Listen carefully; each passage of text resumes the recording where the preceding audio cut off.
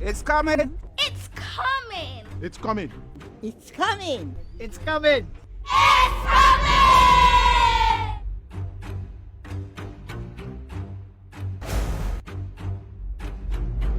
Stay up to date with all that's happening with the new national party, NNP. Send us a message via text or WhatsApp on 405-8683 with your name, email, and constituency. Stay in the know with NNP. Get updated.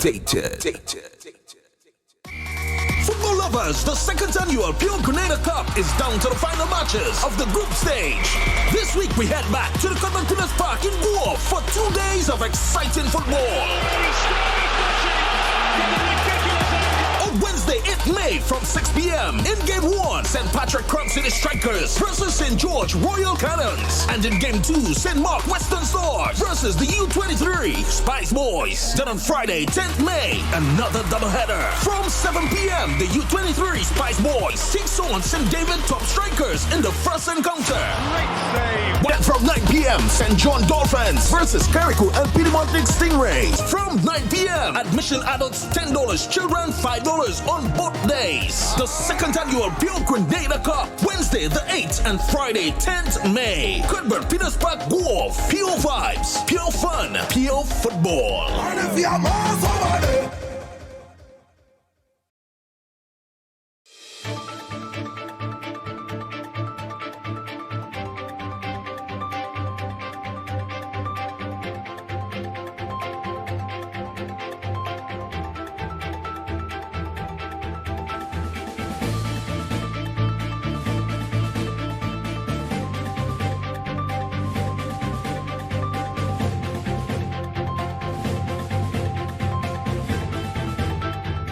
Extensive work to be undertaken on the St. Andrews Methodist Primary School over the weekend.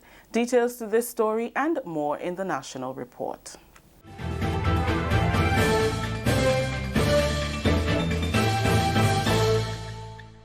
With the details to the news for Friday, May 10th, 2019, I am Rikisha St. Louis.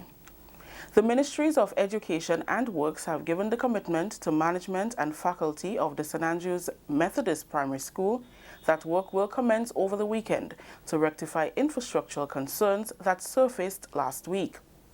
A collapsed platform and water tank resulted in the suspension of school for 2 weeks. Education Minister Honorable Emmeline Pear and representatives from the Ministry of Works and Infrastructure met with the management and staff of the institution to discuss the way forward. Extensive work will be done over the weekend to accommodate the resumption of school from Monday. Minister Pear highlighted temporary changes that will take effect once classes resume. So, number one of the buildings, which houses 2 classrooms and the school feeding program, that building will be cordoned off and students and teachers would not be allowed to use that building. But the main building of the school, which houses maybe more than 90% of the school, will be used.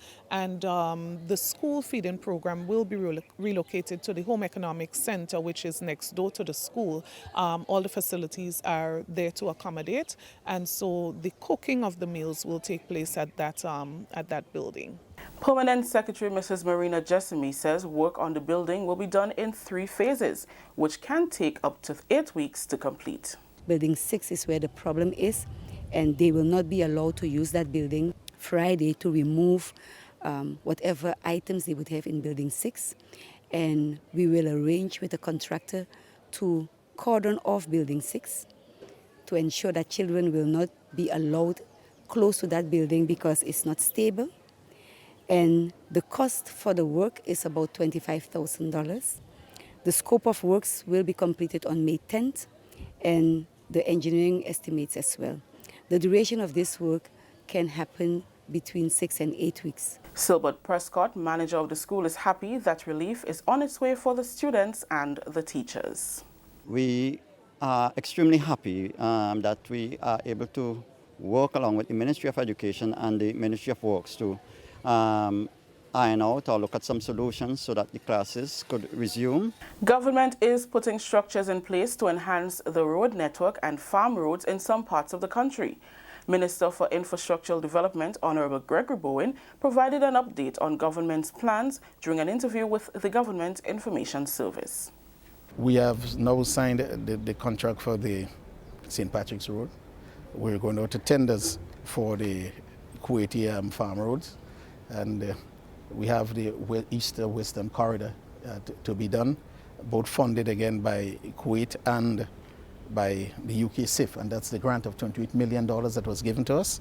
So we are well on our route to have the many roads being done. We are importing bitumen for our road repairs, and this is a significant problem that we do have. We pay for the bitumen, that's Trinidad and Tobago's Lake Asphalt and other suppliers. We pay, and it is months because we're such a small purchaser. You got to pay in advance. In others, sometimes we pay for 3 shipments before we get them, but we pay in advance because we know of the lengthy period that it will take to reach us. So we pay. So the first shipment come and we keep pounding, and the second come. Now we're planning to use our embassy in Trinidad and Tobago to be at the doorsteps of the supplier so we can get our bitumen with which to mix our asphalt and we can maintain our roads. This is the National Report. More news after the break. The safety on our roads make this a major priority. Health of our people, a crucial necessity. Accidents happen when road users are either irresponsible or inconsiderate in one way or the other. Play your part. Reduce your speed. Be attentive. It is your personal responsibility. Let 2017 be the start of no more road fatality. Be safe, be seen, be smart. So let's wise up as a nation, get to your destination safe.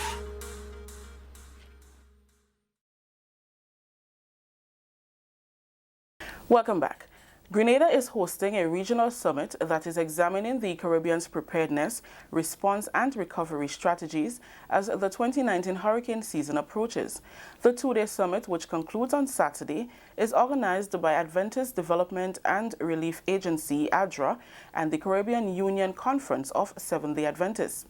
ADRA is a humanitarian agency operated by the Seventh-day Adventist Church to provide individual and community development and disaster relief. The summit is exploring avenues for increasing financial resources to meet disaster response needs, develop a response protocol for church leaders at the conference, foster closer collaboration between the agency and community service, among others. This is an opportune time for us to take stock of where we are,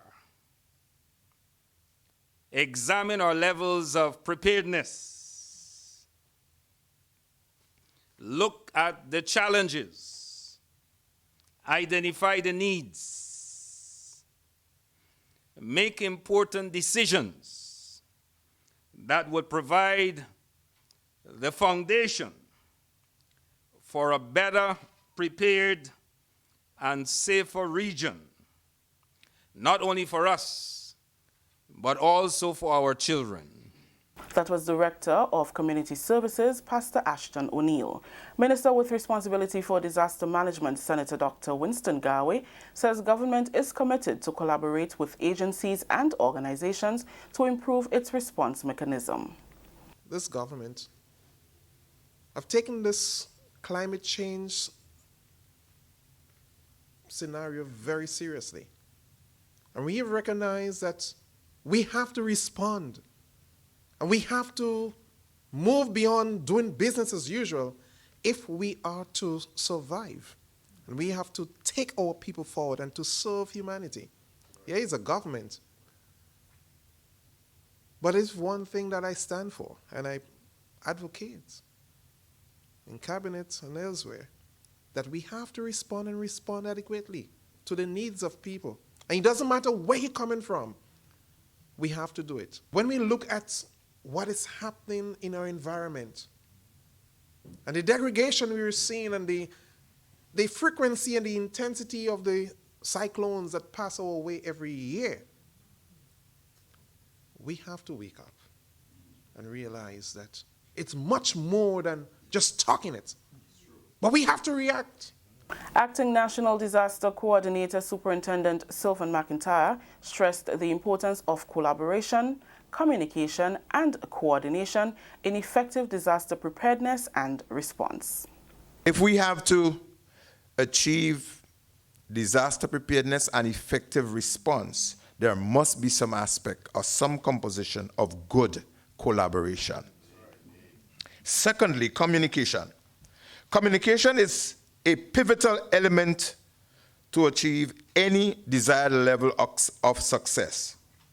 Whether the mode of communication is established, it must be understood, it must be tested before, during, and after any kind of event and any potential emergency or any form of disaster. It means, therefore, that the aspects of communication must be established so that it can complement the component of collaboration. The summit has been held under the theme Effective Disaster Preparedness, Response and Recovery. Finally, in the news, officials from the UN Women Executive Board will be in Grenada for discussion with the Ministry of Social Development and other partners. Cabinet has agreed to the visit by UN Women Executive Board to Grenada on May 21st. Grenada has in the past received both financial and technical support from UN Women to develop responses to gender-based violence.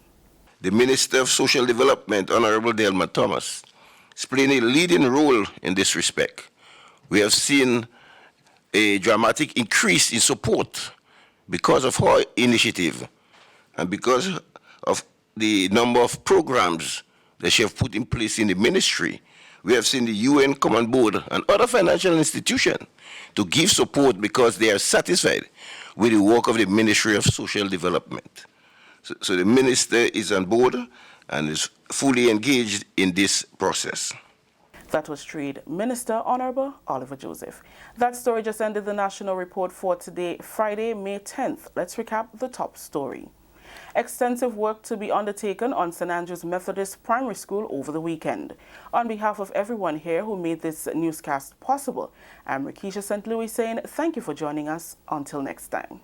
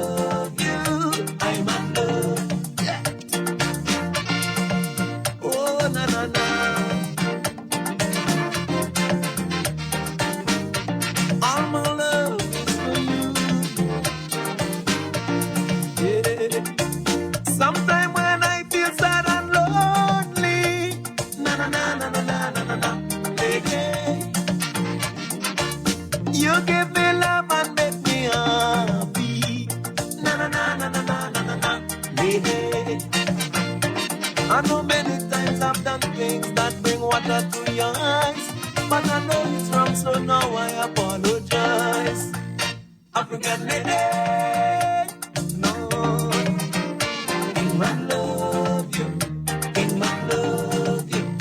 Yes, indeed. Good morning to you, Grenada, Carriacou, and Petit Martinique. Yes, indeed. It's a beautiful Monday morning on the Isle of Spice, Grenada. Yeah, really the spice. Beautiful, yeah. Spice of the Caribbean. Devon. How you doing, bro? Well, a little overhang. Yeah. Your overs. Yeah. Your overs hangs. Yeah, the overs hang. Yeah, see, that's a fake rasta, you can and all kind of things. Yeah. Tell them we locks the long. Yeah. We ain't going to put that on last week, Dread. Them locks the long. Some of them go and twist up the hair and thing and yeah, showing off and shaking it and wool that day. Not even here, wool that day. Somebody else here, they have one. So them are hot with all kind of thing. They don't understand that disrespectful to rasta. What go on to tell you that, boy? Good morning, Grenada. Good morning. It's another beautiful day in Spice Island. Ooh, beautiful sunshine. A nice, nice, beautiful blue waters. Yeah, white sandy beaches.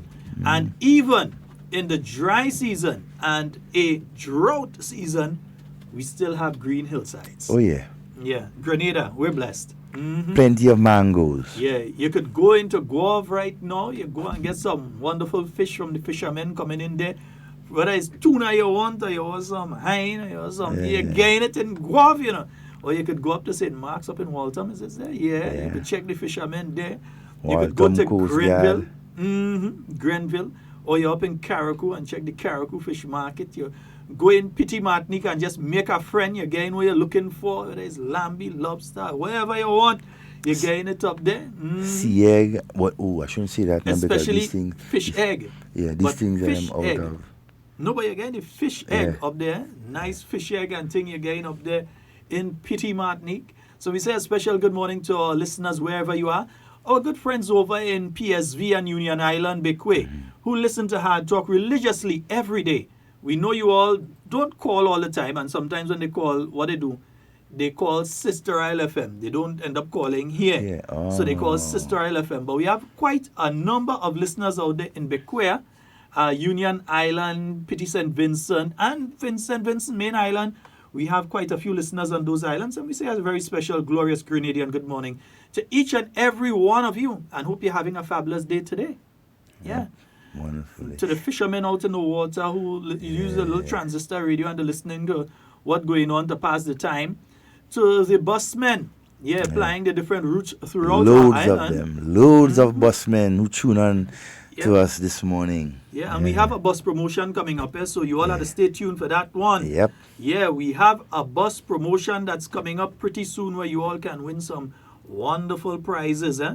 Yeah, I didn't know how to talk, just drop it like that. We're dropping it like that too. Yeah. All right, Devon, has been an interesting weekend. We had the long walk to freedom. Yeah, exciting weekend. Long walk to freedom. One of the biggest shows you find. You attended. I didn't go. Babysitting. Yeah, it's one of the big. Was not the biggest in terms of reggae. One of the biggest. You know, and well executed show. Yeah, we're talking about paid shows here, folks, because when it comes to big crowd and thing, they talk about strip and election, strip and all kind of things. So NNP, one party. This kind of crowd. But we're talking about crowd. We're talking about show though. When you're talking about show, as in for them, you understand? You're talking Judah, you're talking Sunshine Promotion. They did themselves. Oh yeah. A lot of positive reviews. There are people who push their negativity, but I think you find that. End of the day, I believe Grenada benefited immensely. Number one, the impressions. When you're talking about impressions here, in multimedia marketing, when you're speaking about online marketing, you speak of page impressions and country impressions and name impressions and so on. Yep. That means how many times your website or your country or your name is mentioned online. And sometimes you hear people talk about something is trending. So Grenada has been trending on the weekend, especially with that concert taking place here in Grenada. You had Grenada trending. So you had a lot of people that were tuning in, checking out what's going on with Grenada and so on. And also, we had quite a number of people came in for the show. A lot of visitors, man. Yeah, I saw a lot of my friends. Just for that show. In the UK and the US. The US, and even Canada. Yeah, regionally as well. Regionally.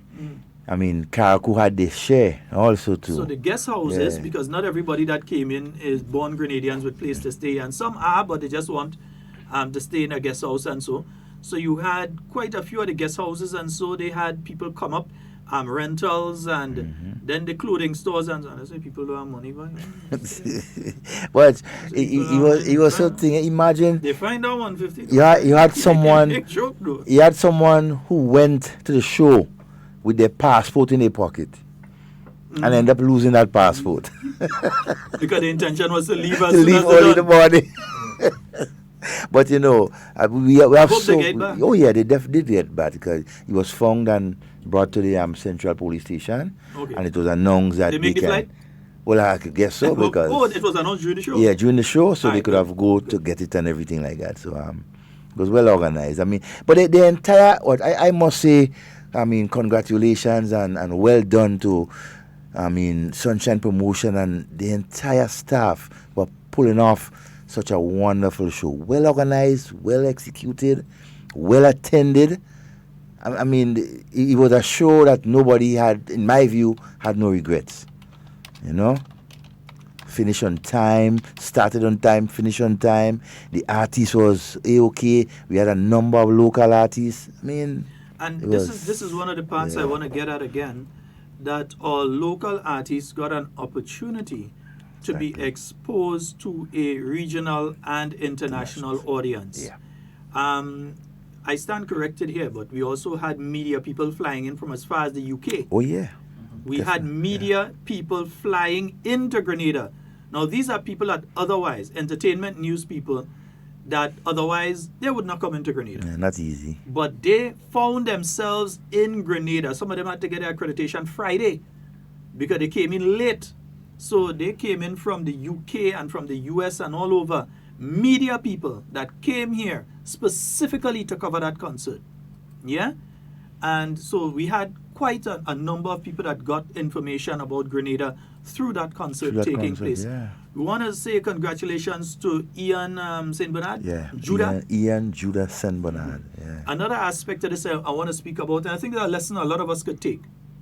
How closely we saw Wayne Wagiti Redhead and Ian St. Bernard Judah working together for this concert. Of course. It's a Grenada thing. They both offer the same services. Yeah. They both stage concerts. Wagiti does whole concert every now and again. Bingo every month. Judah, whole concert. Both of them offer stage lights and tents. Both of them offer sound system rentals and all this sort of thing. But they were able to work together. That's how business work. Yeah. And not only in the business interest, but in the interest of exposing Grenada. Yeah, and Grenada won on that night. Yeah. Leading into Mother's Day, Grenada won. You know, because you had, the unity of the people. And look, the entertainers, the leading entertainers, they came together to make it happen. Not just for themselves, but for Grenada. How Triple went down? Well, based on the little bit, I hadn't had a chance to see him. I reached late because he sang second. The mother was sort of disappointed, but you need some lash. Yeah, but when you don't have transport and you have to rely on public transport, then that's the issue, eh? You need some lash there. Yeah, and so but but his mother was really disappointed. She wanted to hear her son, but hey, you know what? You make the woman miss his son singing in No, she misses for herself, not me. She misses for herself. You know, woman like a oops, did I say that? Good morning, Brenda. How you doing? Don't start that. Morning, Brenda. Let's go to the next topic. Let's turn the topic. Let's go to the topic. Next topic. Police boy. Food boy. Food fest. I know a certain man will come and tell us again that he attacked. Afraid to talk. You see what I'm afraid to talk? Superintendent Pierre. I ain't go, my Lord. Superintendent Pierre, good morning. Yeah. Our apologies, sir. My apology. I ain't apology for Sheldon. This year I had a very, very, very valid reason why I couldn't come. You know, sometimes you have emergency situations and you had to step in the breach. This year you had a valid excuse. Daddy had to step in the breach.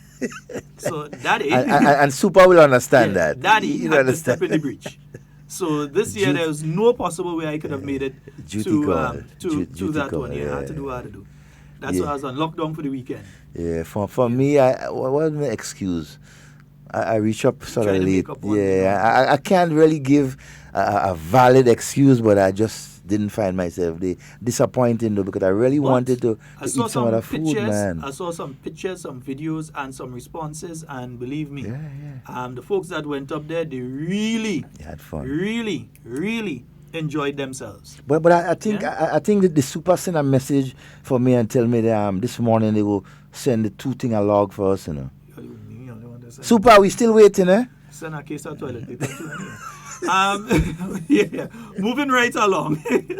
Sunday, Mother's Day. There was the Mother's Day Queen Show up in St. Andrew. I was looking at some of the comments coming up online from the Mother's Day Queen Show up there. Peter Bain, good morning. Good morning to Upper Level Promotions. Yeah, man. And Mrs. Mountain. But Mrs. Bain? Mrs. Bain, Nola Bain, yeah. Peter and Mountain Nola one? Bain. Yeah, Miss Mountain one. Miss Mountain one. Yes. Right, good.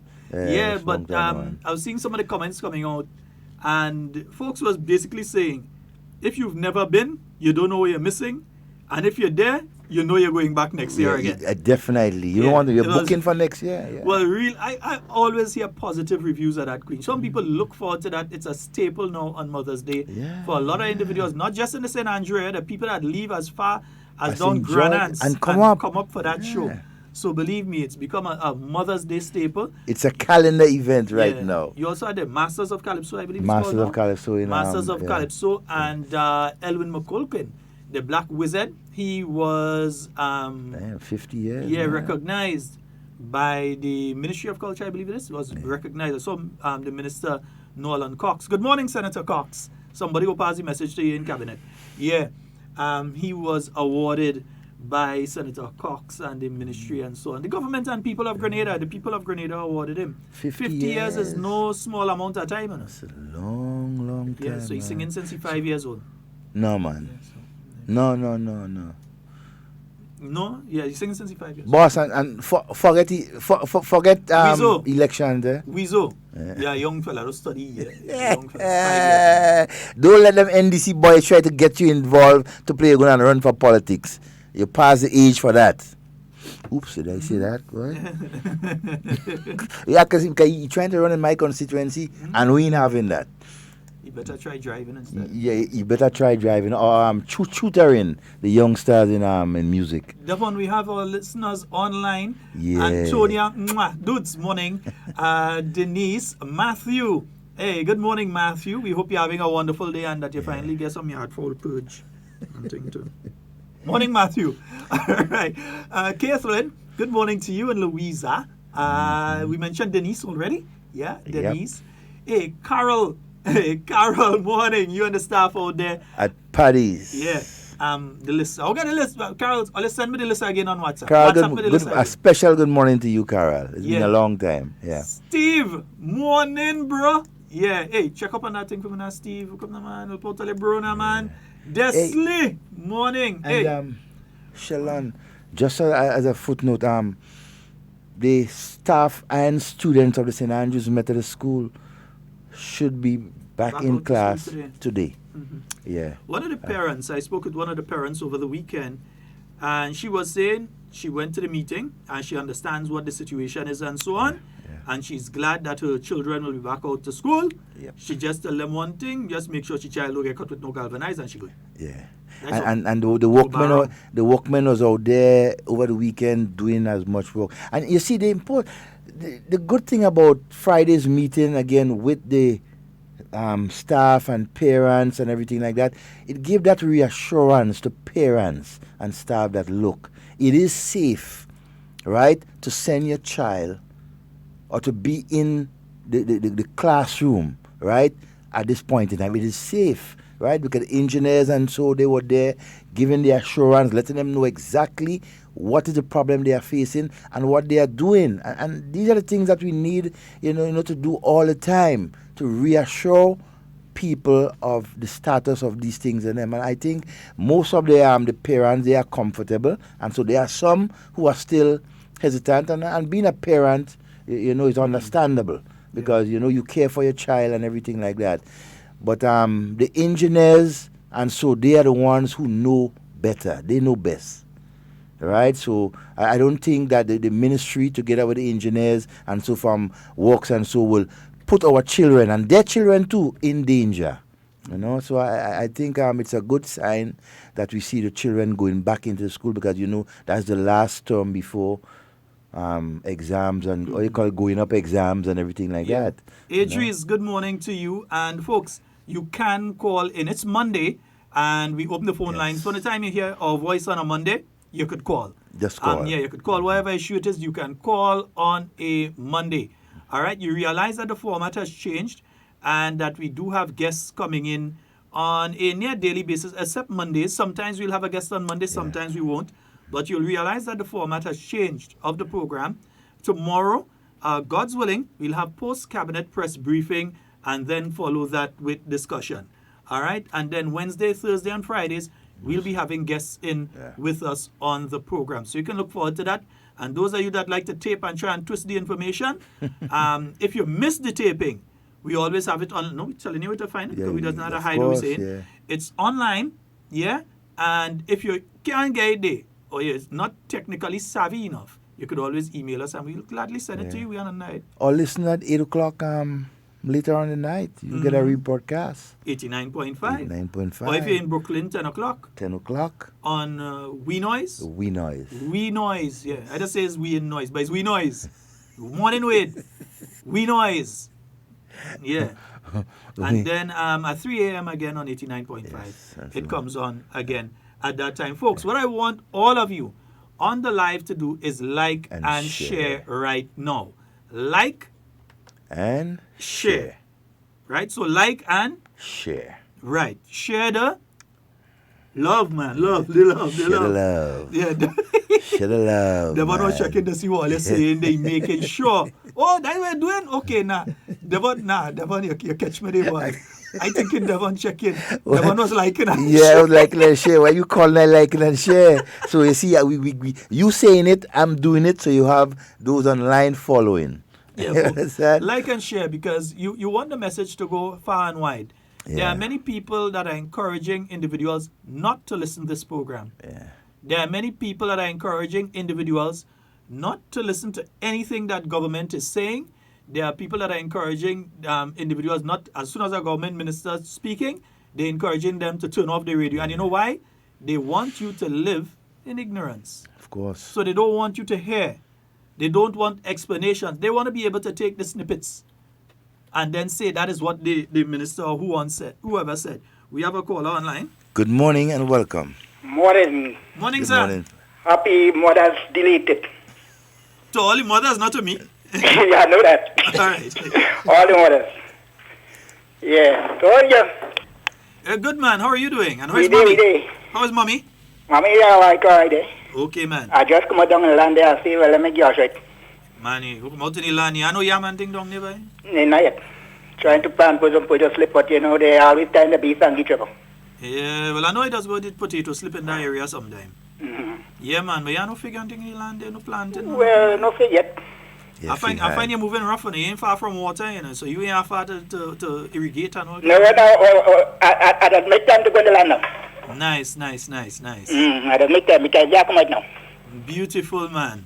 Yeah, what I'm calling to say is, you know that road could go down Red Gate, Mango Hole? Yeah, I know Mango Hole very well. Right, okay. So what I'm calling to say is there's some people will do some houses there on the top side of the road there and they block in the drain there with some mud and like they don't do the work already, so you must pass and locate and see what happened there. Okay, so the drain is being blocked there? The drain being blocked there for a good little while since they don't do the work. Okay. That's a problem. I should be making a pass through that area. That's on the way to go to Red Gate right in Mango Hole there. No, but I should be making a pass through there later this week, sometime around Wednesday, Thursday. So I'll take a look at it because I have to go down to Red Gate area for something. Yeah, so and then I see the pass and give me a nice clean up on the road. Yeah, man, well, you know we go handle you. Yes. All right, bro, but you enjoy the rest of the day and tell mommy I said hello. All right, then. All right, bro. She at rest now. Oh, okay, nice, beautiful. Good. All right. Hey, I just want to say good morning to. And I should ask him how old mommy is. I think she should be somewhere in her 90s now. You know. Wow, that's good. Yeah, I think his mom should be somewhere in her 90s. Yeah.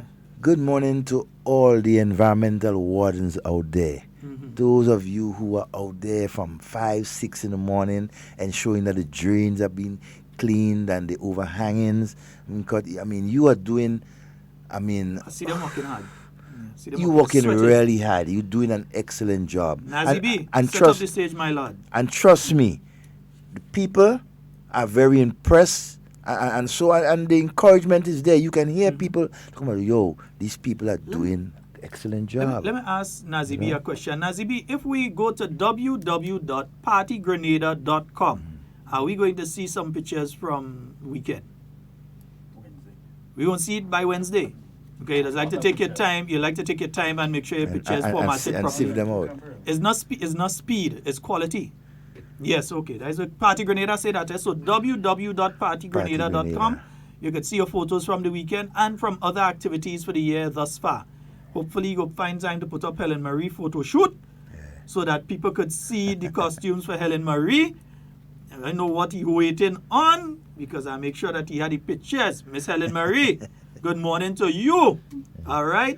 Helen Marie. Yeah, exposing him on the radio. That is me. I gave me photos and things. You have a right to put them up and take. Betty, morning dear. I hope you're having a wonderful day today. I have a sister named Betty, you know. Yeah, I have a sister named Betty. 2 sisters. One named Betty, one named Donna. Morning, Dali. How you doing? Yeah, boy, Dali put on some outfit and thing. I'm sure she does saw some of them things for yesterday for Queen Show. Yeah, I think she would have done that too. We had 7 beautiful queens. Yeah, I think we have a caller on. Good morning and welcome. Good morning, big man. How are you doing? Not too bad, my friend. Sheldon Scott, good morning, sir. Morning to you, sir. Okay, I would like to say happy Mother's Day to Miss Lisa Mills right here in Carriacou, and to a special mother in my life, that's Beverly James instead of Montu, Grandence. Wishing she all the best on her Mother's Day, and take care good for herself. Nice man. All right. Have a good day, brother. All right. You too. Take care. All right. Okay. Hey, I want to give a notice here. Let me see. There's something I had here that I had to read. Let me see. The first one there is here, the Docs Challenge Trophy. Yeah, that's the challenge. Well, we can't say the Prime Ministers, but we call it Docs Challenge Trophy. So that will be played this Saturday. Yeah, down to the finals now, boy. Who get knocked out, get knocked out. Yeah, they go in the intensive care unit and all kind of thing and fixing themselves. And so it's down to the finals of the Docs Challenge Trophy. And that's going to be taking place this weekend at the Victoria Park in Grenville. So whether your constituency get knocked out or knocked in, we want you to come to Victoria Park this Saturday. And who are the finalists? Make your bus and thing. So the closing ceremony begins at 1 p.m. All constituencies are asked to come out and support this event.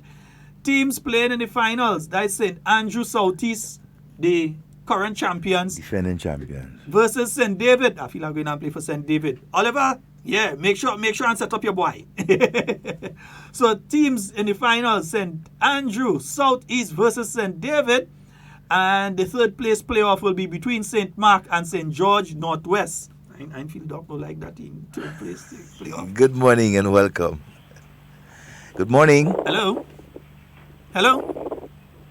Hello. Oh, that caller may be a little shy. Don't worry there. You'll call back when you're ready. Yeah, so St. Mark is taking on... Yes, see something there. St. Mark taking on St. George Northwest. What you find for the third place? What you find strange there? St. Mark taking on St. George Northwest for the third place. Number 1, 2 constituencies that the New National Party has never lost. Never lost. And 2 of them, the MPs are doc. Yeah, going for the third place. One is Dr. Modest. Yeah, Dr. Modest, Dr. M. One is a medical doctor. And one is a statistician. Yeah. So Dr. M versus Dr. M. Yeah. A doctor of politics and statistician and a medical doctor. Wow, Grenada in good hands. St. George Northwest only better win third place. Watch. Operation time. Watch. Again, Dr. Earl talk. Second year in a row, St. George Northwest can't pull it off. Again, Earl talk. Doc, you need a new team. You need a new team. Watch. If you want, we could send some people over to the constituency. Doc, you have to recruit. Yeah, you definitely have to recruit. So St. Mark will be taking on St. George Northwest for third place. And the teams in the finals, that's the St. Andrew Southeast versus St. David for the first and second position. All right, so let's see if St. Andrew Southeast will be dethroned as the champions in the Doc Challenge Trophy by St. David, or if St. David, led by the able captain, Oliver, Oliver Meladro, Oliver at large. Yes, indeed. Hey, but on a more somber note, though, the political leader, national executive, and all members of the new National Party are expressing our sympathy to Karani James and his entire family on the passing of his mother, Annie James. Please accept our condolences, and may our prayers help to comfort you in this trying time. May her soul rest in peace. Yeah, so the new National Party sending out condolences to Karani. The Prime Minister has sent out condolences on his as Prime Minister, but the party, together with the political leader, executive, etc., sending out their own separate condolences to the James family out there in St. John. And we've also lost another... A stalwart, man. A stalwart. Watch. You know when you know somebody by the proper name? So her name is Kabeta. I know his surname is Maitland. I'm trying to remember. What's his first name? Kenwin. Kenwin. Yeah, Mr. Kenwin. Kenwin Maitland. But you see, everybody name as Kabeta. But nobody know that was his name Kenwin. They know he's a Maitland. Yeah, know he's a Maitland. But everybody name as Kabeta. Yeah, Kabeta. Yeah, he's gone to the great beyond. Yeah, Bruma was using on stage last year, election night. One of Kabeta Bruma was using on stage. A stalwart, man, you know? Yeah, man. Show up a picture that people see who Kabeta is, man. Yeah. They must know Kabeta. A stalwart. Definitely. True supporter. Yeah. Hardcore supporter. That's the man that was driving with the 15 broom behind the vehicle election night. Kabeta is easy, you know. But this man, they watch. Yeah, so folks, many of you would know him. Many of you would know him, and we extend our condolences to the Maitland family and all of his friends and so on, and, you know, all of his friends. And the new National Party itself, we extend our condolences to the family of Mr. Kenwin Maitland, who we popularly know as Kabeta. Kabeta. Yeah, man. Partners, you're in front, boy. Everybody else behind. All right? Yeah, man. That's an election night there with the brooms, man. Clean sweep. Man, go. The man is he go and pick up all the brooms. The man go in a supermarket, he take up all the brooms election night. He take up all the broom and go into the say, where do you say I want 15? Oh, goodness. Hey. Sheldon, I see we have a little message here from... yeah, you go ahead with it, man. Yeah. Sunshine Promotion, Grenada. Good morning to you, gentlemen. Just a quick to say thanks. Just a quick note. To say thanks to our sponsors, partners, patrons, collaborating proprietors and service providers. We could not have done it without you. See you. Wow. See you in Carnival, man. You know what's going on there. The biggest white. The biggest white ever. But you know what? Sunshine Promotion is extending a heartfelt thank you. You know? And so to all its patrons and... Carnival started at the Stadium, Marshall Montano and the Monk Band. I've been following Marshall Montano since... But since he sang the first song, they say I'm too young to soca. Since me and he was about knee height. Yeah. Our age difference is just slight, eh?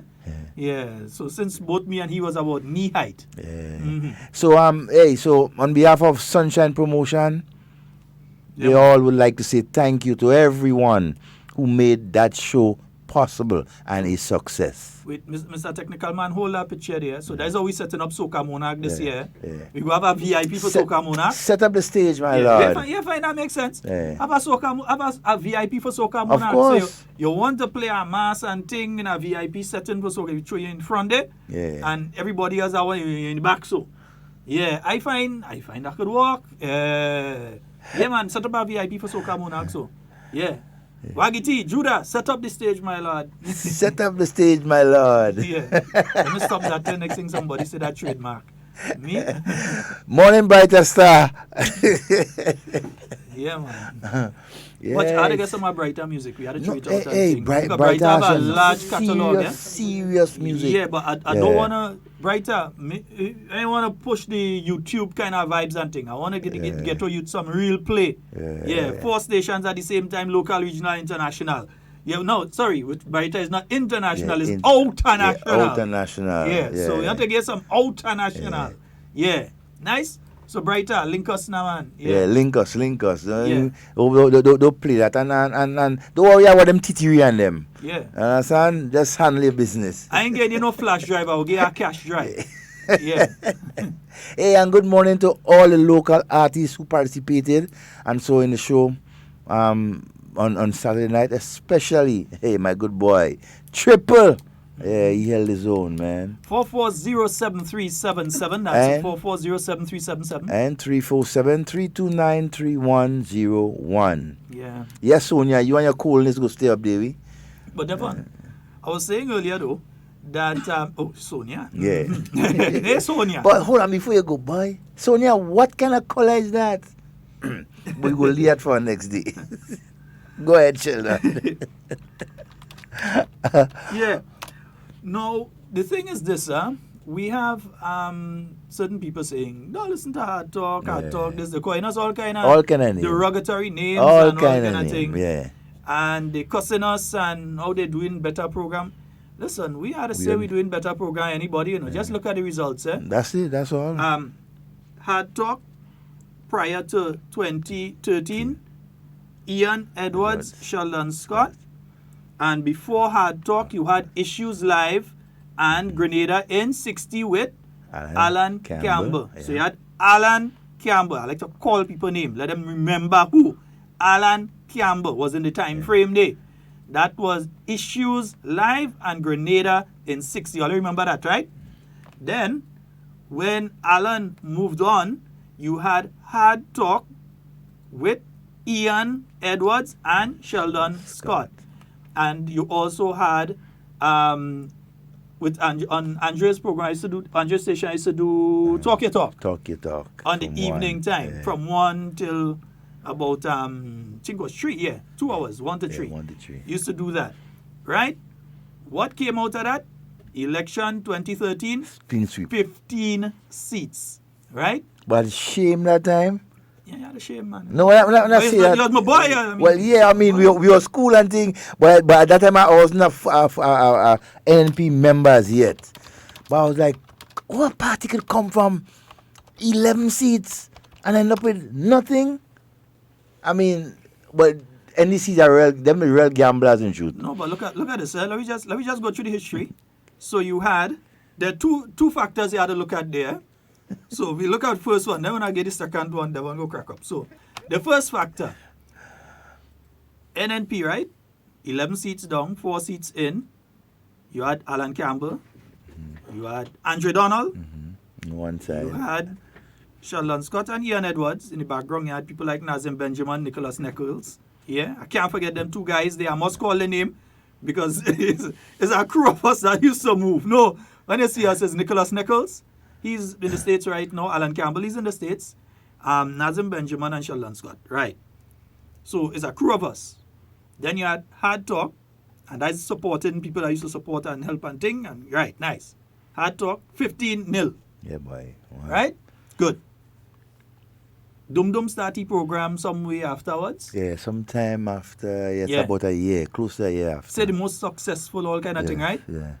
But Sheldon Scott in 2016 came back on Hard Talk. After you had Ian and you had Miss Scott and you had, I can't remember the chap's name, you had 1 or 2 other people. And then it settled on the formula of Devon Romain and Sheldon Scott. And what happened in the 2018 general election? Lord have mercy. No, just because, misinformation has a way of undermining success. Exactly. For instance, if you're going for a job and people say that you're a thief, and they come and they say that Devon Romain is a thief, and they come and they make all sorts of accusations against him, it will undermine his ability to get the job. That is why he must have a forum in which to defend himself. Of course. So when people were saying people is thief and saying all kind of thing about the new National Party, here were individuals that were able to put the facts and the truth out there and also let you know what the other side was up to. So 2013, with Hard Talk, 15. 15. Big time. 2018, with Hard Talk, 15. How much Dum Dum and them get? How Zero. successful was this program? 0. Did you see the statistics in relation to the last general election? Did the number of votes for the NDC increase? Nope. Yeah? The percentage votes as compared to the new National Party didn't increase. When you look at it on a constituency basis, he wasn't helpful. Now, I am from Springs. Yeah? Yes, I was born in Trinidad and so, but I'm from Springs in St. George. Look at the constituency and see what happened with the votes in Springs. I spent several years in La Femme in St. David. Look and see what happened with the votes up there. Yeah? Devon, St. Mark, St. Andrew, where's your specific area there right Southwest. now? Southwest. Look at what happened with the votes in Devon area. Look at what happened with the votes in my areas that I'm from. St. Andrews on a whole. Just take the response in St. Andrews. I live just a few houses away from our good friend Ray Roberts. But look what happened with the votes in the areas that I'm from or that I have connections with. Or my friends up in Rose Hill and these areas that I check on every now and again. So I know they say, check on him pass by in a long time, you go deal with him when we come. I know, but I go pass. Yeah? So just look at that. And then look at Dum Dum. And look where he's from in Grand Roy. And look at what happened with the votes there. Since he is this big political scientist. No, I'm saying it today because you had to shut up dunce people every now and again. So let's take it from a scientific perspective. He didn't help them. That's all. He was unable to help them.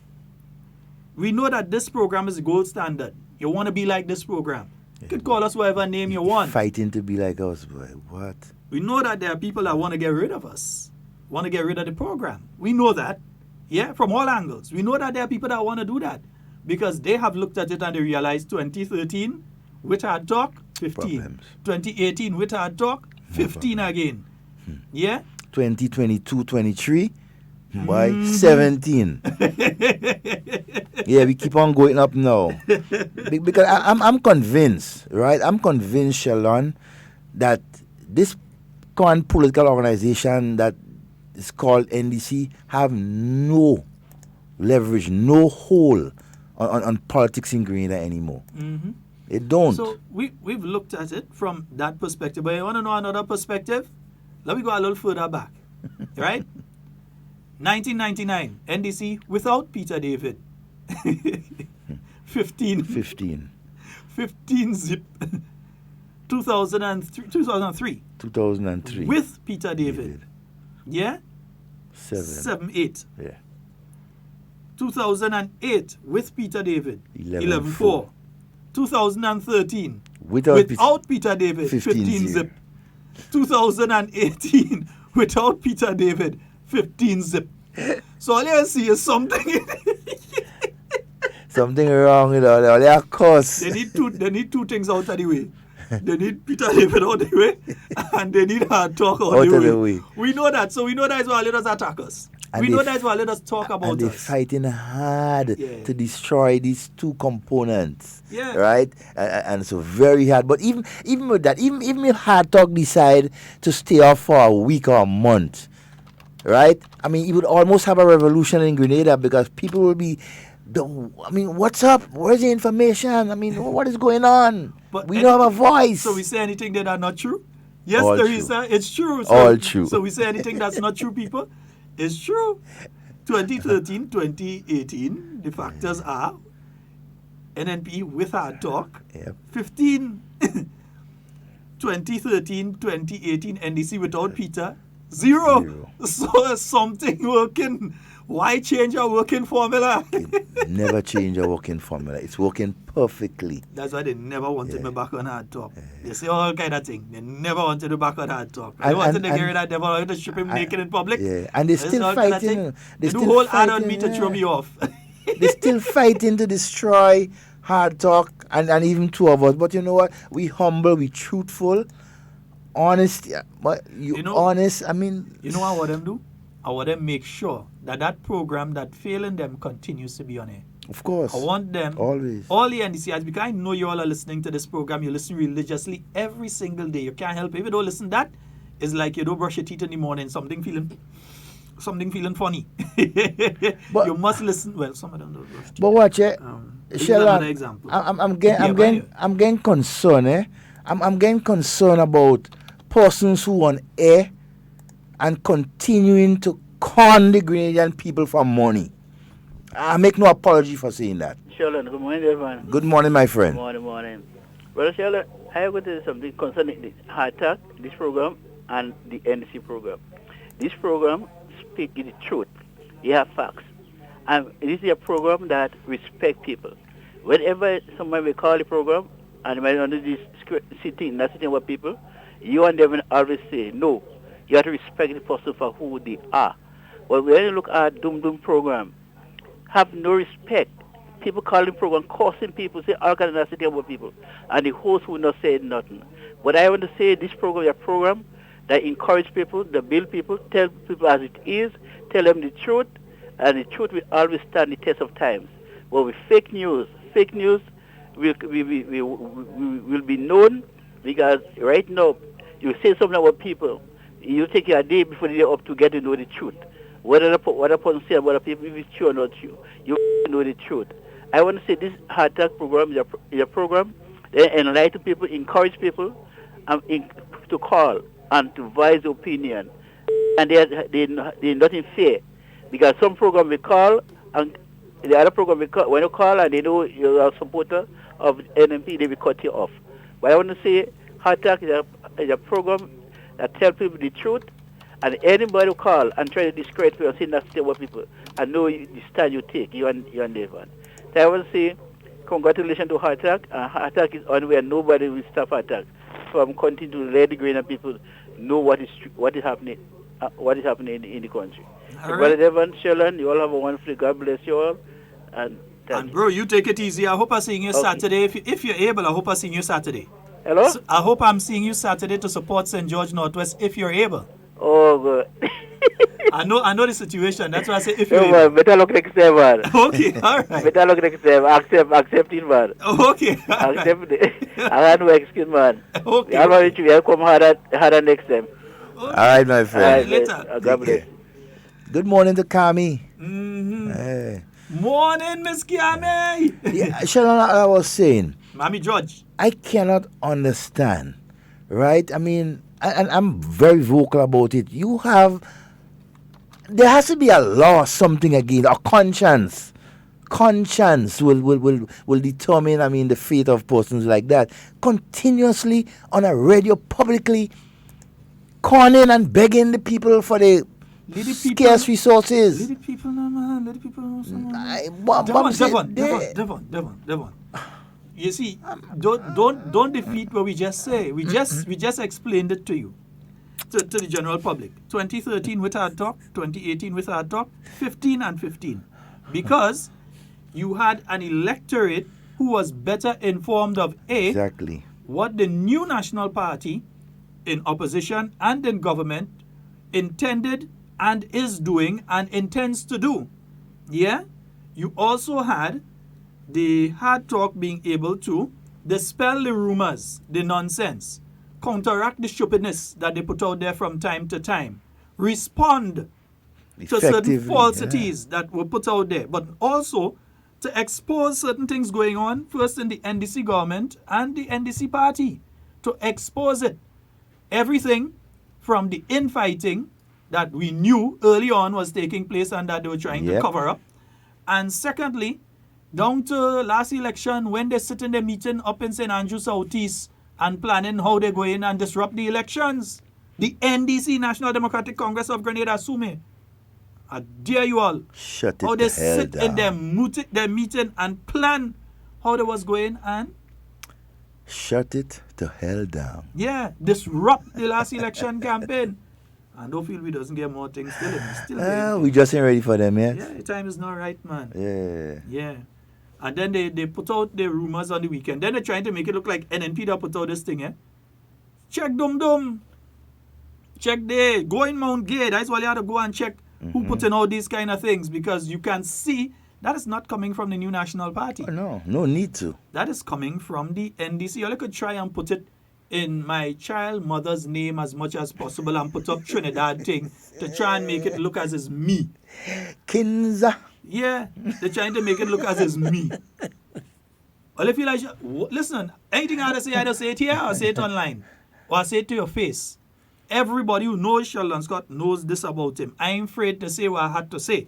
I'm going to say it. I might pay the consequences after, but I'm going to say it. Yeah?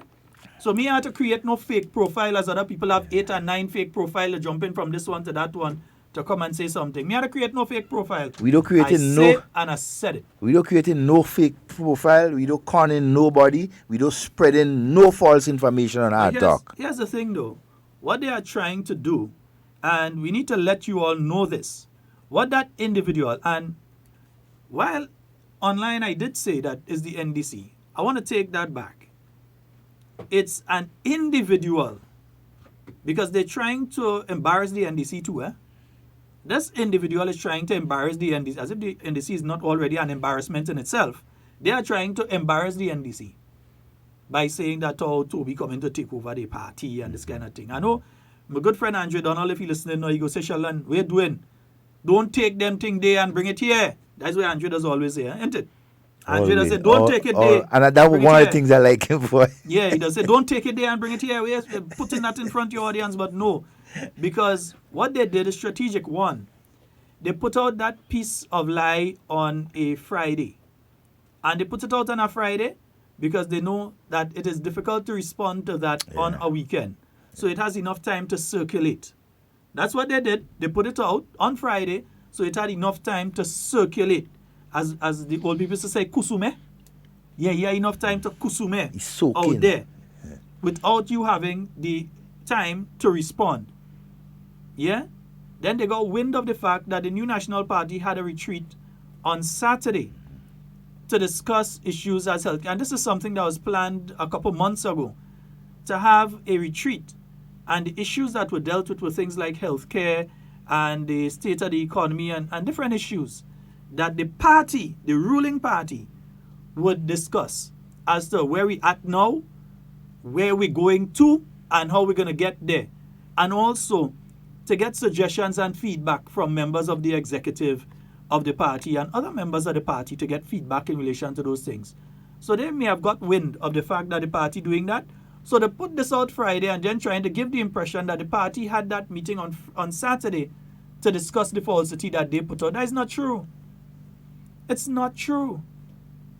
We understand what they want, you know. They want NNPites to start to cuss Tobias Clement. Listen me carefully, all you.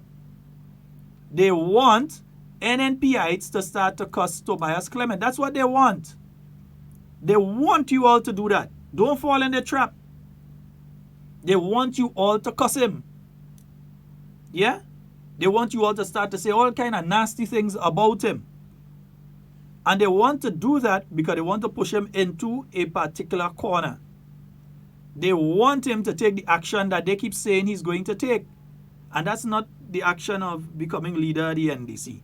They want to push him into a corner to say, watch, I resign the seat. Now, if he resign the seat, and the NDC bring all the forces, and NNP bring all the forces, and so, they believe that there could be a by-election there. Yeah. And guess who going to be the candidate for the NDC if there's a by-election there? Of course. Say it, Naz. Of course would be Nazimburg. Yeah, man. And they think that if that happens, Naz has the possibility of winning the seat. Yeah, because NDC would put all the resources there and they might be able to push and get a few more people to vote and it might become an NDC seat. That he would become leader of the opposition and again reclaim leadership of the party. Exactly. Don't look at this thing just so as they just put up something. There is a technical thing that they're trying to do there. They want to frustrate Tobias Clement. They want him to resign. Not from NNP, you know. They want him to resign from Parliament, force a by-election and then go and run independent. And they want to do that because they see that as an avenue for the individual by the name of Nazenberg to reappear on the political scene in Grenada above, because he there, he just kind of undercover.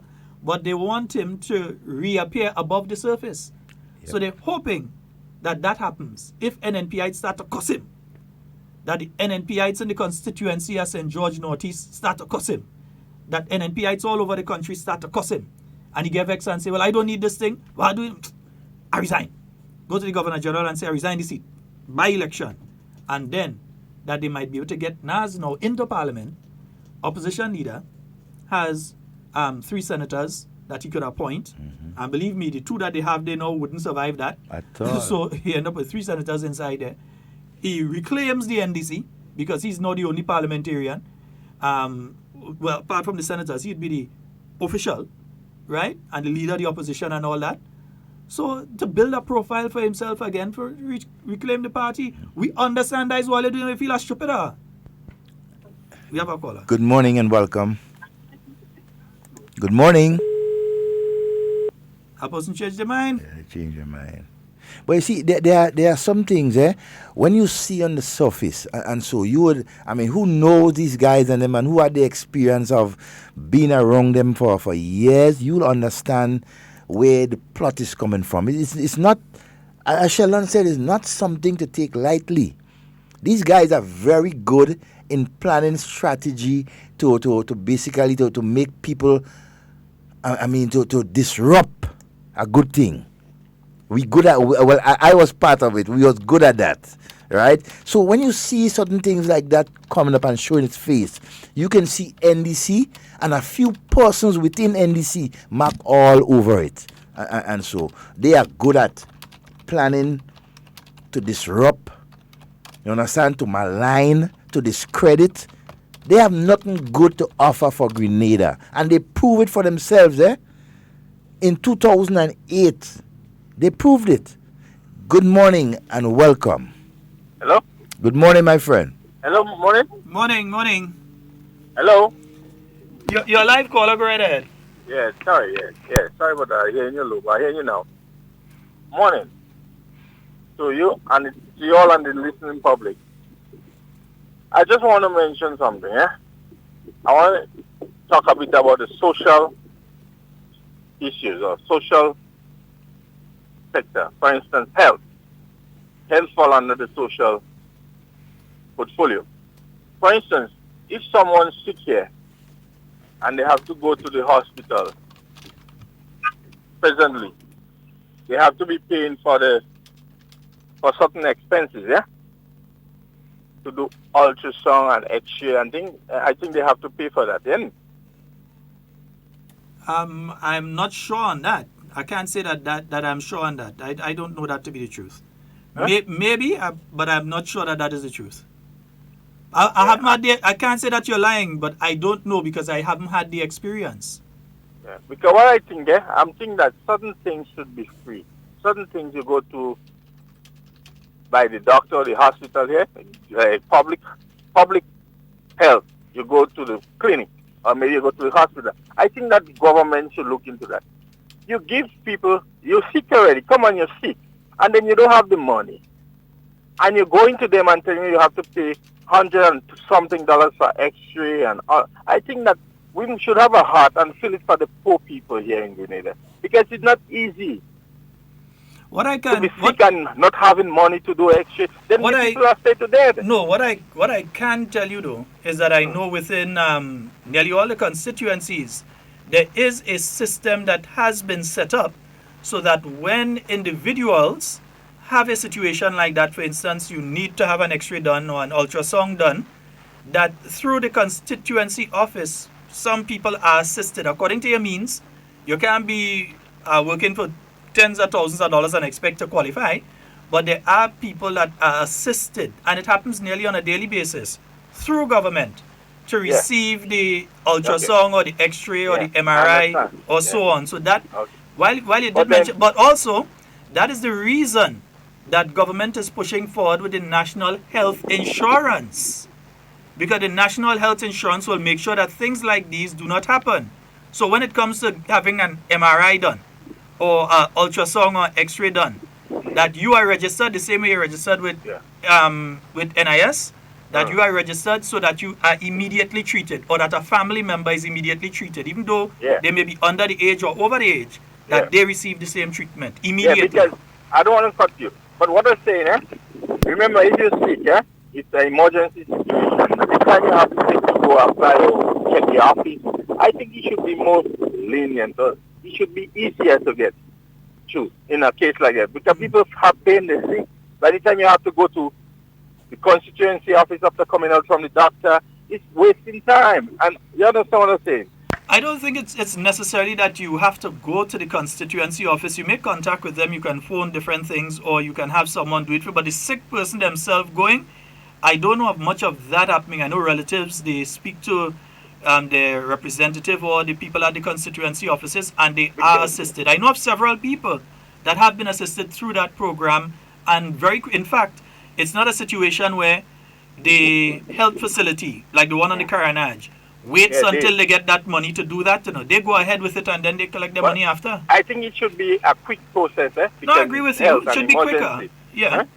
Because again, talking about that, you look at most people when they have major issues like cancer, kidney, we use motorcade every week or every month for people to go around. This is people who are sick, man. I think there should be stuff in place for people like that. Health insurance. Again, health insurance. I don't think government should look into that. No, but my brother, that means that you've not been listening to the discussions around the national health insurance. Everything you're talking about there is what government is proposing through the national health insurance. So what is the hold up? We should be moving with that speedily. But that's what government is doing. They're moving with it. But something of that level, you do not just jump into it because it will be unsustainable. If you just decide that, okay, that's what we're doing, and you just do it like that, it will be unsustainable. You have to make sure that the system, because you look around the world and you see what's been happening, so you have to make sure that the system you put in place is modeled for Grenada, because the system that works in the UK cannot work in Grenada. Or what works in Canada cannot work. But that should be top of the agenda. Issues like that. Again, it is top of the agenda. On the government. You have not. Again, that's why I'm saying that you may be in Grenada, but you have not been listening, because for the last year or so, even during the election campaign, that was one of the key things that the administration has been speaking on, and the rollout of it, the funding of it, also the different aspects of the basket of services that are going to be available under it. All of that is part of everything you've said there.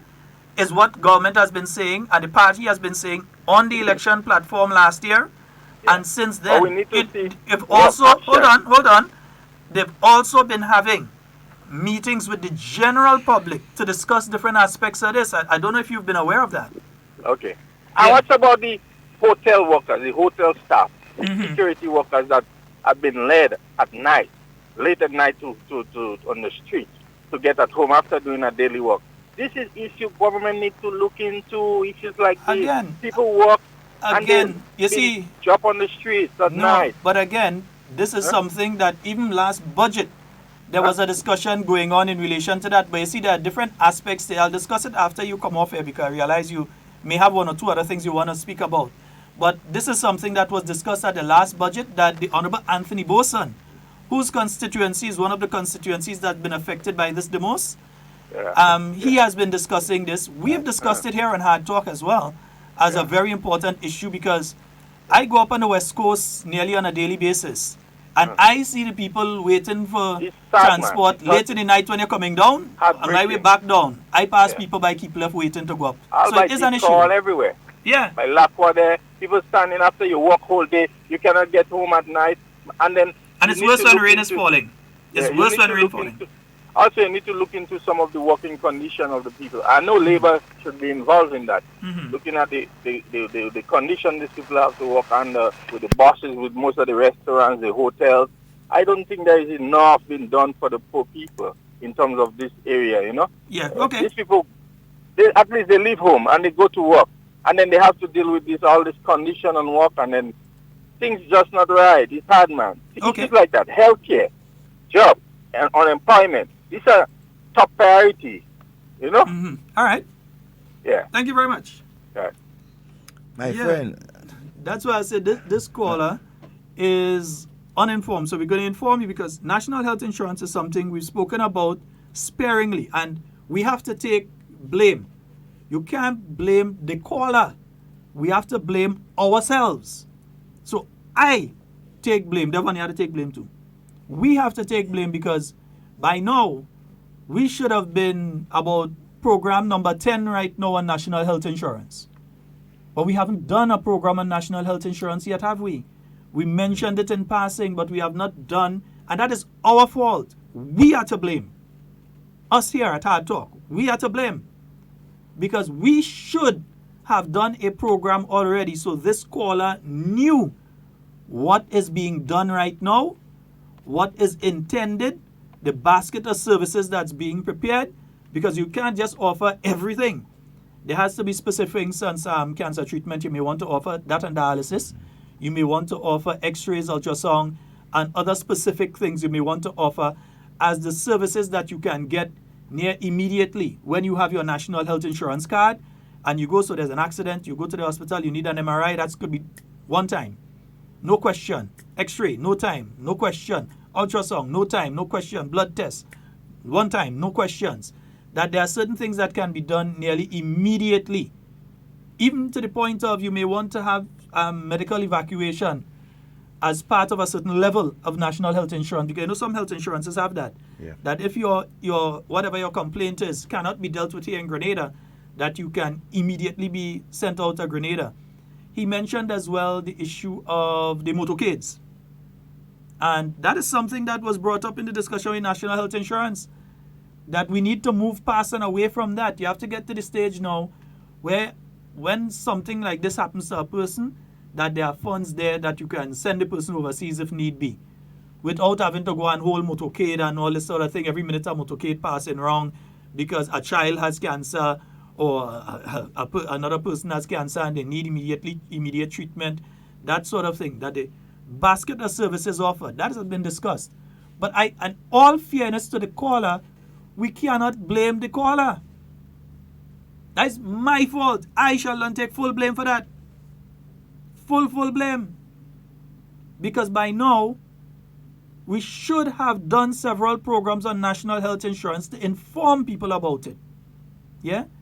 Devon, the issue with the transportation, we've discussed that before, have we? Yeah, it's something that we have been discussing and so on. And I mean, I know the caller, but again, I say much more information, right? And so has to be disseminated, and so we have to keep it on the front burner as much as possible. It's not issues that is new.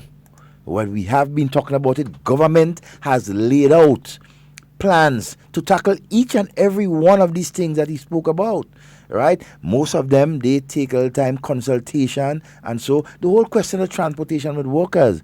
I also think, besides government, I think the private sector has to play a much more greater role in ensuring that something like that is being provided for workers. The hotels, the other private businesses like restaurants and so, who operate within that, extended hour, they together with government and the unions representing workers should always be constantly in dialogue to ensure that the workers are being protected, right? So So again, if it's one thing I don't ever do, you can ask the Prime Minister, you can ask anybody that I've ever worked for.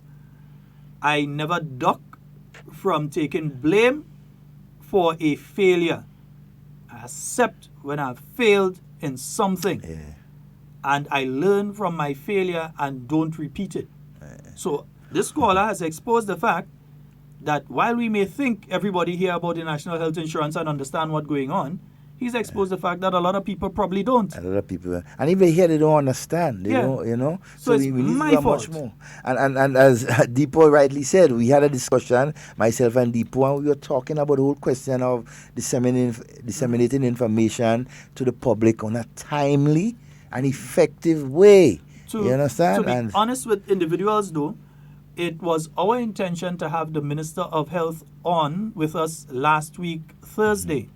But as we know, there was a parliament sitting last week, Thursday. So it sort of clashed with what we intended to do, and we didn't have him on. And part of the discussion was supposed to be national health insurance. But by now, that should have been a follow-up on previous discussions in relation to the issue of health.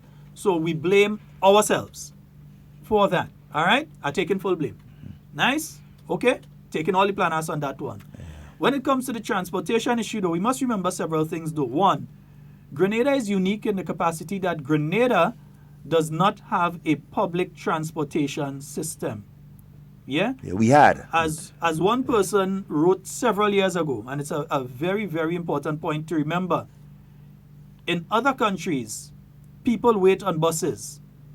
In Grenada, buses wait on people. Yeah? Understand that. Understand where it's coming from that. In Brooklyn right now, those of you that might be listening using your mobile phone, Zingo, good morning. Yeah? You're on the bus stop and you have to be on the bus stop at a certain time waiting for the bus. The number 5 or the number 26 or whatever. In Grenada right now, somewhere in Granans, there's a lonely bus trying to make it through the Limes or the Bronx or Frequente or so on, hustling to try and see how we could pick up some people and them. And frustrating somebody who want to reach somewhere for a certain time. But he's trying his best because he had the bank to pay, and so you had to understand from his perspective as well. He's trying his best to make a dollar. So he's trying to slow it down a bit to see how he could get more people. Because the buses in Grenada wait on people. You go to the terminal, there's a buses parked up. In other countries, you see a people standing, waiting on the train, waiting on the bus to get out of the area, waiting even on the ferry to get to where they're going. There are a bunch of people waiting. The boat or the bus or the train isn't sitting there waiting on people. People wait on it. And when it arrives, it pick up and it gone. Okay, it had to be there for a certain time. Not in Grenada. So we are different. And therefore, the implementation of the system here in Grenada has to be different because you have different options.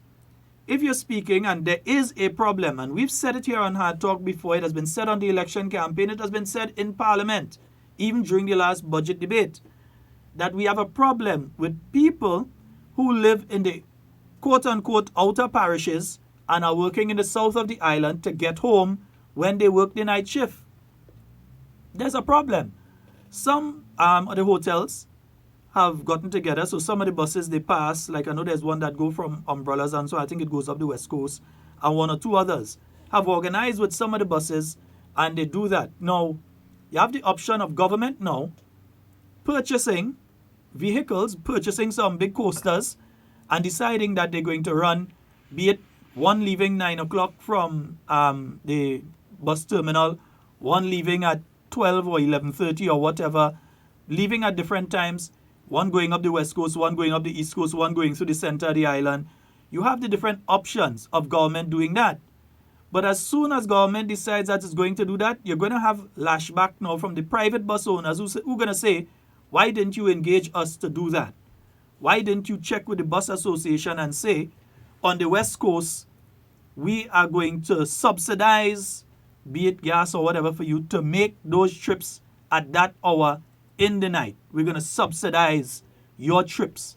Whether it's that the buses that are doing that get a token that they go to the gas station and they get a certain amount of gas or whatever it is, but that system is subsidized. So you have the option of A, are you going to put the business into the hand of people who already spend $100 and something thousand for an investment in a bus? You look on the terminal now, it's millions of dollars of investment on the bus terminal right now. Are you, as government, going to bypass that investment and decide, let's just buy some coasters and run it? And then you have to fix the coasters. Every now and again, something break down, you have to send in parts. So you can't have one for running you might have to have one at the top coming down and one at the bottom going up and another one to fall in the breach if one of them have a problem and so. And we know that does end up like, you have to buy engine, you have to buy this, that is government have to buy it now. Or is it just cheaper to engage the existing buses that are there? So a driver know, listen, I'm running up until 3 o'clock and I'm going home, going and take a rest because I have a responsibility. I have to run at 9 tonight or I have to run at 12 tonight. So they cut off at a certain time knowing that they have that subsidized run to make. Yes, it sounds nice, we talk it nice, is the implementation aspect of it now. Getting the different ideas together and seeing which formula works best for Grenada. Again, You don't want to start something and stop it. You don't want to buy buses and send and run on the road as government, and then you find that the amount of money that you're spending to provide that service and the volume of people needing that service don't match up. It might be cheaper to just say, where's the name of a bus that's running up to St. Patrick on the West Coast Day? Number 5. But you can't remember the name of any of those buses. And them come here, tell us some of them buses. But those guys that going up, yeah? So that they know that, listen, engage them and they say, listen, boss, this is what we're doing for you. Yeah, go check Zanda and them fellas and them that run up the Sotes and yeah, all these guys and them. Or you check Ram and Rex and Bala and Crystal and Old Dog and all these guys and them going over to the hills to Grenville and so. And you don't need any for Grand Anse area. Grand Anse is service throughout the night, and you have buses running in that area. But up on the East Coast now. East Coast, the West Coast, and East Coast, you might not even necessarily want to have to come in town then to go to the East Coast. You might have a bus system that runs from somewhere in the Grand Anse area, be the Sugar Mill area, wherever. A bus that leaves from that area or from the Wall Street area that leaves and goes up the East Coast. From there, you just hit St. David's and you go up instead of coming to town and then go up. Yeah? So different models. So there are different models that can be used. It is something that I know, as I said, even the last budget debate came up. Along with the issue of transportation between Grenada and Carriacou, it's improved in that you no longer have to be jumping over in Hillsborough to get onto the jetty and thing. Right now is, modern thing. Comfort. Yeah, down in Abbeville looking nice. So modern thing. Looking good down there. All right? And even to Sheldon, when it comes to the health, if we equate within the last 5 years, I'm sure that the average Grenadians will agree with me when I say that our health care system has improved immensely from where it was to where it is at now. I'll just give you one example in particular. Look at our ambulance service. Look at the service that our ambulance provide at this point in time. Don't lose your thought. We have a caller. Good morning and welcome. Good morning, gentlemen. Good morning to you, sir. And a pleasant morning to you, Mr. Romain, to Mr. Scott, and to your listening audience. As I say ambulance, you call. You related to Shatariki thing you like. and hold on, before you go, yes, sir. I'd just like to congratulate you and your community for running away with the Mother's Day Queen show yesterday. Well, listen, I will tell you one thing. I am not ashamed of being being embarrassed when I should know. But Devon, the honest truth is that, and I go really have to blame Messi, Mr. Richard Thomas, because I spoke to him this morning, and I'm surprised that he did not see the need to inform me that the Northwest in St. Andrews run away with the Mother's Day Queen show first prize. And I also will have to blame my good co-worker and activist brother Blair for not mentioning it this morning. Despite the fact, the issue he dealt with, I know it was up in his throat. Well, I will tell you one thing. I would like to congratulate whoever it was, because I'm not a hypocrite. If I don't know, I don't know. But what it shows you is that is the caliber of individuals that exist in the Northwest constituency in St. Andrews. Whatever, man. Whatever. And Minister Kate Lewis, it's nothing personal. No.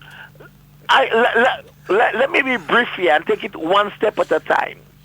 The transportation system. Listen, you all know that despite the fact I'm an individual that support Minister Delma Thomas in the Northwest constituency and the NNP, I do have I do share my own political philosophy. And the Northwest in St. Andrews is very close to the Northeast.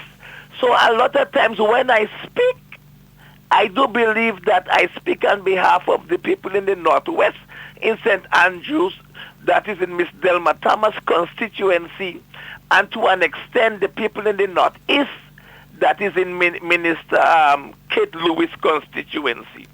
Now, when it comes to transportation, to a large extent, I blame the establishment, you know. And some people might be surprising to say that, well, how come this man could be such a strong NNP supporter and still blaming the government? Let me tell you why.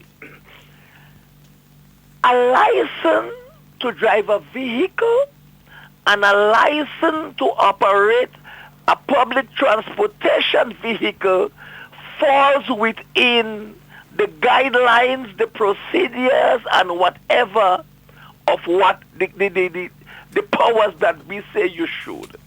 So, for example, we do not have a national public transportation service. So we issue license and stickers for people to run in different zones.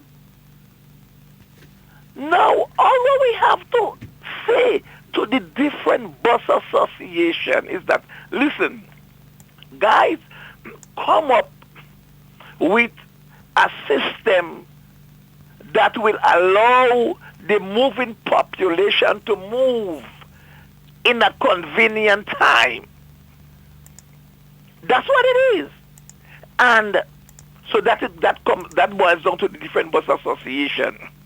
And failure to do so, it means that we will give the concession, or if not, the government we will operate a national transportation service. And what we will do to those who we give this private license, we will say, okay, yes, you have a bus, you're running between Paraclete, Lafayette, and Mountain, because that's my zone. You could only run from 4 in the morning to 8 in the evening. And when 8 in the evening come, all the private buses will be off the road, and then we operate our national transportation service. But listen, that doesn't mean to say we are not operating as equals within the other specific time. Because that's why, gentlemen, that's why you hear me from time to time talking about a one-party state, you know. You know, because these things cannot happen. We give you a license and we say, look, organize yourself. Make all the money that you want, but ensure that but make sure that when people have to move at any time, you organize yourself accordingly. So we're not going to say every hour on a Sunday or a public holiday, we need a bus running from Sutter's to St. George's, or from Sutter's to Grenville, or a bus from Grenville to St. George's. But organize a system that will make it convenient for the traveling public. And failure to do so, we bring in our own system, or we give the concession to a group of people, but at the same time we ensure that you do not operate. The times that you refuse to operate, when you realize that there is a system that is making money, you want to jump in. We have to take that out. Give me 2 seconds.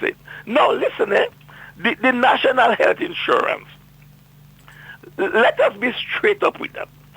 The government must make it clear that in order to implement a meaningful healthcare system, the government, for example, from my standpoint, how I see it, the government must say that we must increase VAT from 15 to 17%. And when we say that, we will explain to people that as a result of increasing VAT from 15 to 17%, this is what you are paying now, and this is what you will pay then. You understand? So it will show clearly what you are paying now in contrast to what you will pay then. And because people must understand that the need to improve our healthcare system, it cannot be free. Now, all the other countries that they're talking about, people pay from the top of the head to the middle of the waist to the bottom of the feet, and they still have to wait. In Grenada, it is literally almost free. So, for example, let us say, if the Ministry of Health presently, to cover our healthcare system, let we say they pay $90 million. All right, $90 million. We know what we get, and we are not satisfied with it. Now, in order to implement the national health insurance, let us assume that it costs $200 million. All right. So we say by increasing VAT from 15 to 17%, we will generate another $50 million. That will bring us to $140 million. So now we need $60 million in order for us to have proper coverage, in order for us to entertain the basket of goods and services that we're talking about now. So we need $60 million.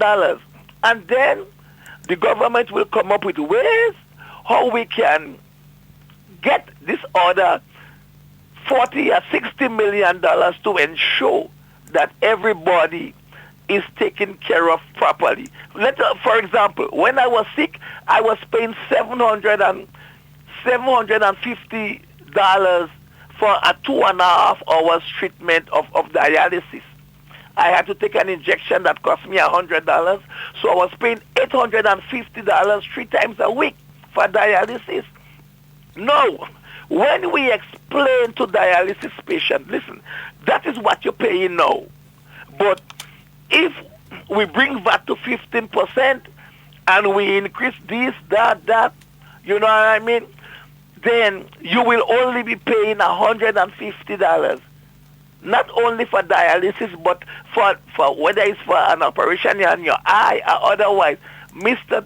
Scott and Mr. Romain, I believe our people will gladly accept that. So all I'm saying is that, listen, the National Health Insurance, let us see. We pay $90 million now. That's what they did. 2 seconds. That's what the government paid to health, to cover and to do the limited job to an extent that is being done. So we bring VAT to 17%, and then we look at ways how we can generate other revenues, because the bottom line is that the economy have to grow. Yeah. That's the bottom line. But we have to and then say to people, this will be the benefits as a result of we increasing VAT to 17% and the other things, and then things will be okay. Right. Mr. Scott, I hope I make some sense in what I'm trying to explain, because St. Mary's Alcine Lafayette is my alma mater, so if I doesn't fall into the category of the bright, the brilliant, and the intelligent, I hope I make some sense this morning. No problem. Have a pleasant day, sir. Lots of sense, my friend. Yeah. Now, what you have to say is simply this. I don't know of any plans to raise VAT to 17%. Let's kill that one time, because, see, there are people who listen to this program and will then grab onto that and start to spread it that we're going to increase VAT to 15%. And then you're going to hear people start with because if you're increasing VAT to 15%, it means that the price of foodstuff, etc., is going to go up as well by 2% in it. Yep. And some that are below 15%, they're going to increase as well, which would mean that the basic cost of living itself is going to increase. And as far as I know, there has been no discussion, as far as I know, and I've been listening to the National Health Insurance discussion for a while, to raise VAT to 17%. I don't know of any intention to do that. I know that there was an intention to target on to as how people pay their NIS and so.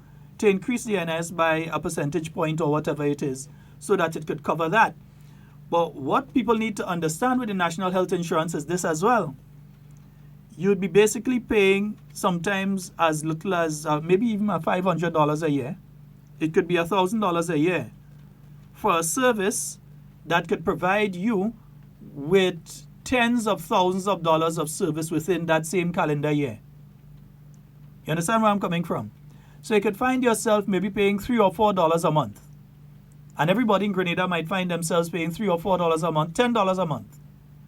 But if you get ill, according to the type of illness, and you need immediate health care, it may be something that's worth $20-something thousand or $30-something thousand, some sort of surgery that you need immediately.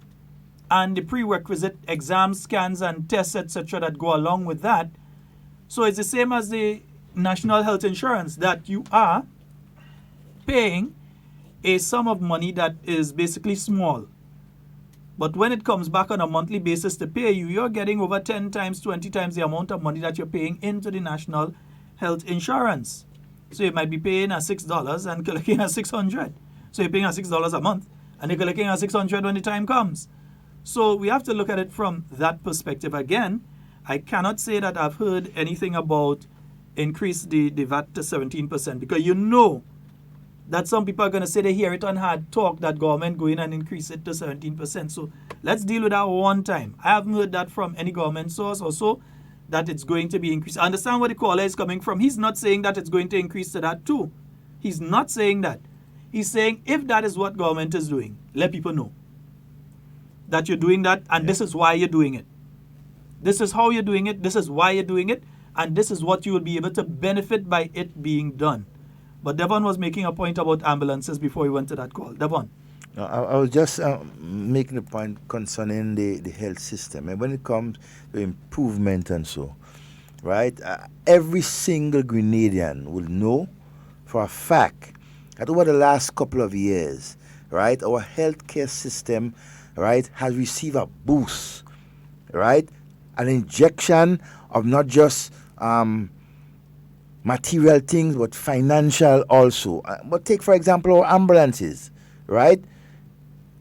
You say here, people, oh, there's no ambulance and so. Right now, we have ambulances that you can use effectively to transport the sick from home to the hospital or from hospital to home.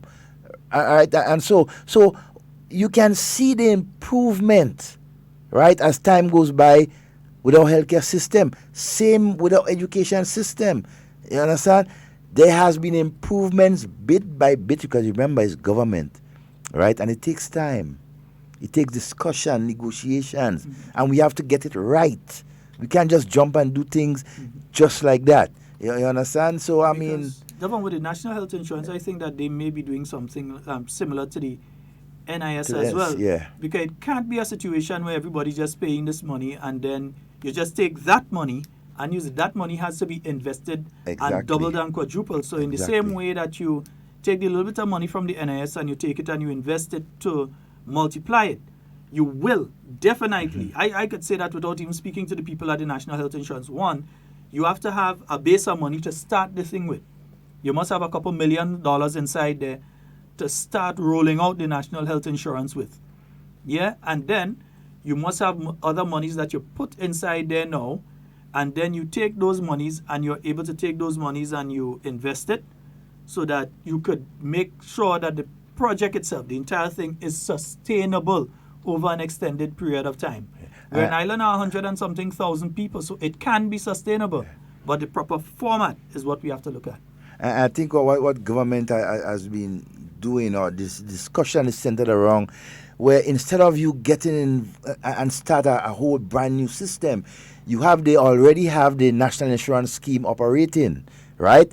They can mirror, they collaborate with each other, all right, and come up with a plan, even to merge the both of them so it can work much more effective, right? Different models are being looked at. In the benefits of the people, because hey, it's betterment we're looking for, and this government has always said, right, that the priority is bringing better health care, working conditions, everything for the people of this country. And hey, you have been seeing it. Folks, that's nearly about all the time we have. But before we leave, we need to let you know some important information there. Where do you think this appear? Yeah, Melanie Rodney. Yeah. That's Grenada's 400-meter runner. She's now done a personal best of 52. Yeah, 52 seconds in the 400 meter. That's a personal best. She's improving, man. She's looking to drop into the 40s just now in the female 400 meter. So she's improving. All right, nice. So Melanie, yeah, continue doing the wonderful job. When I was looking at the world rankings in relation to different sports, and so let me see in the men's javelin, Anderson Peters of Grenada is ranked at number 10 in the world right now. Let me see this one. And Markham Felix is somewhere at 56, I believe, in the world in the javelin. And it comes to the men's 400 meter, Braylon Taplin. He's ranked at 11 in the world right now.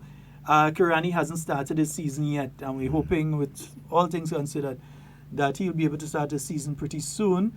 And then we have Josh Boateng in the discus.